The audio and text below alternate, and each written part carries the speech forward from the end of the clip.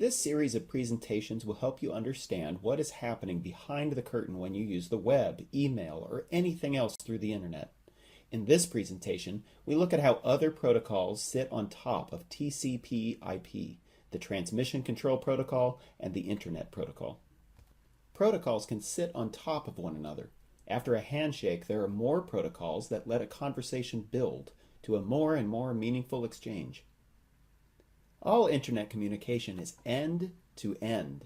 Two computers having a two-way conversation. For the web, one of the computers is the client and the other is the server.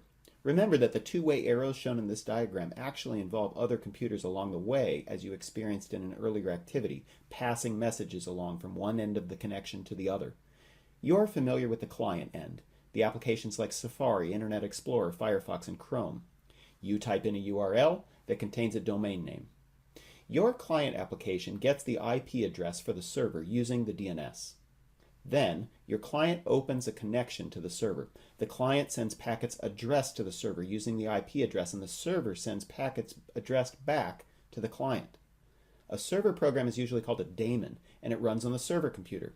For a website to stay up, the daemon program has to always be running on the server computer with uninterrupted access to the internet, listening for clients to make requests. One server can listen to hundreds of clients. Like all internet communication, computers make web requests and responses using protocols. Protocols are just mutually agreed upon standards. Committees, companies, and any group of people, they can agree on a protocol. The picture shows the protocols we will address in this lesson. They move up the ladder of abstraction as you move inward on the diagram. IP and TCP work together to carry a wide variety of payloads, including web pages with HTTP. IP addresses the packets. TCP numbers the packets. HTTP says, I want this web page. The details are not so important, unless you're the one who worries about that level of abstraction. Recite these acronyms with me out loud. Saying it out loud creates new neural connections in your brain devoted to saying and thinking these phrases. TCP, Transmission Control Protocol. IP, the Internet Protocol. HTTP, the Hypertext Transfer Protocol. Then there are languages.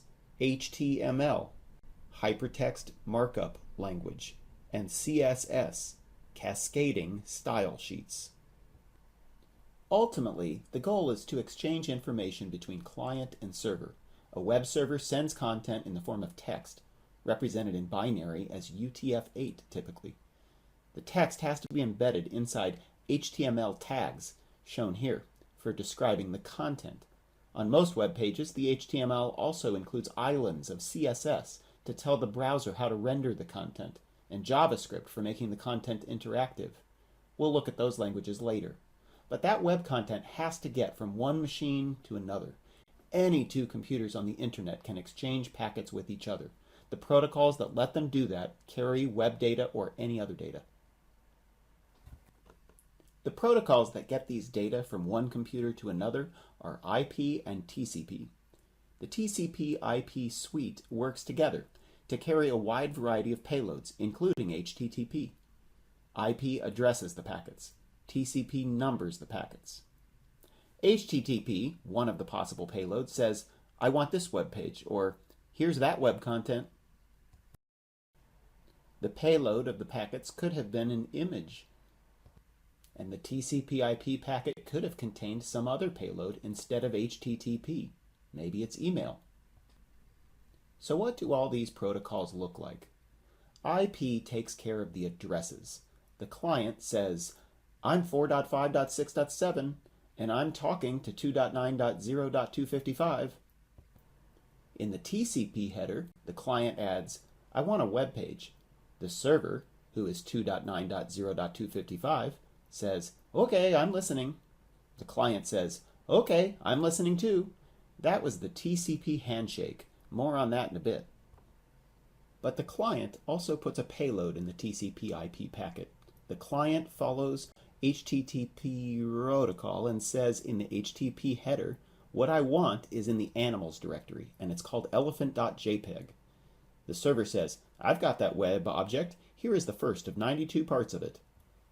Then the server sends the page in additional packets, possibly one, but possibly hundreds. The packets travel multiple routes through the internet, getting passed along by computers along the way. After a latency, the client hears, "Here's part 2 of it, here's part 4 of it, here's part 7 of it," as they arrive out of order. The client acknowledges what's already been received. "I'm ready for part 3 of it." Of course, packet 3 was already sent, so the server will just keep on sending in order. "Here's part 12 of it, here's part 13 of it, here's part 14 of it," and so on. Several packets down the line, the client has everything up to packet 11, is missing 12, and then has 13, 14, and 15. The client reports, "I'm ready for part 12, but part 12 never arrives. With each arrival, the client repeats, "I'm ready for part 12. I'm ready for part 12. Here's part 19. I'm ready for part 12. The server finally sends part 12 again. The rest of the exchange proceeds without dropped packets. The server finally says, "Here's part 92 of it. I'm closing our connection." If the client wants anything more, it has to start all over again. "I'm 4.5.6.7 and I want a web page from 2.9.0.255. In a nutshell, that's the flavor of TCP/IP, addressing and sequencing packets, protocols designed to detect and correct for errors and drop packets. Computer users and application programmers don't have to worry about these details. So before we dig deeper into the details of TCP/IP in the next presentation, think about the big picture of the labor market. Computing is transforming society. All career paths need computing. Doctors and artists need computational thinking skills. Of the 1.4 million vacancies for computing specialists, however, the jobs are evenly split between application programmers and people who know about computing systems and networks. Application programmers don't have to worry about packet addressing and sequencing. The other half of computing specialists keep computers running smoothly and networked effectively, and some of them focus on these details. Computer users in any organization depend on network and system administrators and architects to understand how the network works. These specialists know the tools to diagnose and solve problems. At the low level of abstraction, we know that computers exchange zeros and ones to communicate. At a high level of abstraction, we don't worry about that. The further into the center of this diagram you go, the higher the level of abstraction.